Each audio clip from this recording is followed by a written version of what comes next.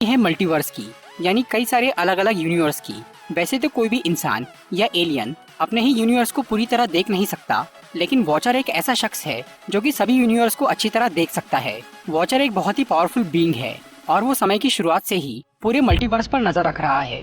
Watcher के पास इतनी शक्ति है कि वो किसी भी ब्रह्मांड की काया पलट कर सकता है, लेकिन वो कुदरत के मामलों में दखल नहीं देना चाहता। इसीलिए वॉचर ने एक कसम खाई है कि वो कभी भी किसी ब्रह्मांड के साथ कोई छेड़छाड़ नहीं करेगा, वो बस उन पे नजर रखेगा।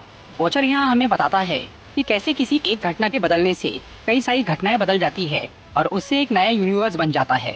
और ऐसे ही हर डिसीजन और हर चॉइस की वजह से लगातार अल्टरनेट यूनिवर्स बनते जा रहे हैं और मल्टीवर्स बड़ा होता जा रहा है। फिर वॉचर हमें दिखाता है कि जहाँ एक यूनिवर्स में स्टीव रॉजर्स को सुपर सोल्जर सीरम मिला था जिससे वो कैप्टन अमेरिका बना था, वहीं एक दूसरे यूनिवर्स में एक छोटे से बदलाव की वजह से कोई और इंसान सुपर सोल्जर बन गया। और यहाँ शुरू होता है हमारा पहला एपिसोड जिसका नाम है what if Captain Carter were the First Avenger.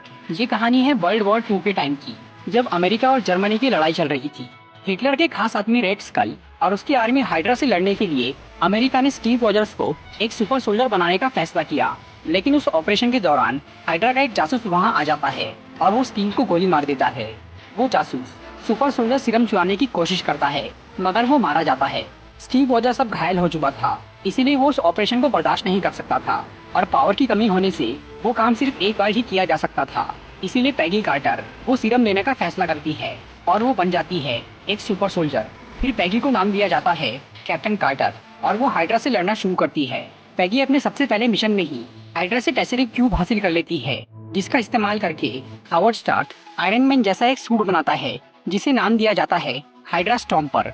और क्योंकि स्टीव रॉजर्स सुपर सोल्जर नहीं बन पाया था, इसीलिए वो हाइड्रा स्टॉम्पर सूट स्टीव को दे दिया जाता है। और फिर पैगी और स्टीव मिलके हाइड्रा के खिलाफ लड़ते हैं, लेकिन एक मिशन के दौरान हाइड्रा वाले स्टीव को किडनैप कर लेते हैं, जिसकी वजह से उन्हें टेसरिक क्यूब वापस मिल जाता है।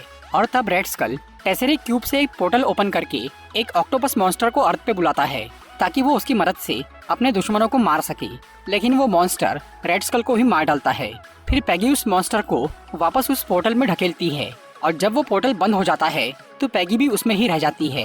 फिर लगभग 70 साल बाद सन 2012 में जब शील्ड के लोग टेसरिक क्यूब पर एक्सपेरिमेंट कर रहे थे तो उससे एक पोर्टल ओपन हो जाता है और उसमें से बाहर निकलती है कैप्टन कार्टर, जो कि उस पोर्टल से टेलीपोर्ट होकर फ्यूचर में पहुंच गई थी।